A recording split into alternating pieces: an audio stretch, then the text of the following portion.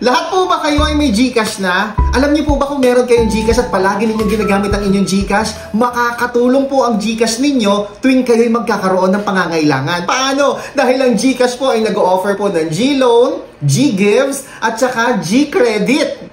Baka naman meron ka ng G-Credit dyan o kaya G-Gives. I-check mo, meron din yan G-Loan. Swak na swak para sa iyong pangangailangan. Hindi ka na mangungutang pa sa iyong mga kaibigan, kakilala o kaya sa Bombay na ang laki-laki ng interest. Kung sa kaibigan ka naman mangungutang o kakilala o kamag-anak, baka naman may masabi pa sa iyo. Kaya mga kaibigan, kung kayo'y nangangailangan ng pera, i-check po ninyo ang inyong mga G-Gives. Baka meron ka ng G-Loan offer na pwede mong ma-loan at magamit. Kung meron ka namang G-Gives, pwede mo rin yan ipambili ng product items sa Pure Gold o kaya saan mang accredited ng G-Gives na store na pwede mong paggamitan. O kaya naman, pwede rin natin yan i-convert into cash. Mga kaibigan, kung kailangan ninyo ng pera at meron kang G-Gives, gusto mo magpa-trade, mag-ingat po kayo sa mga peke at scammer na trader. Pwede po nila kayong lokohin at nakawin ng inyong G-Gives. Kaya make sure na kayo po ay magpapakonvert lamang o magpapatrade ng inyong G-Gives sa mga kilalang personalidad, sa mga taong mapagkakatiwalaan. And make sure na kung kayo po ay makikipag-transact ng inyong financial items at products, credit limits, mapa-Shopee Pay Later, Lazada Pay Later, TikTok Pay Later, o kung ano pa man din yan,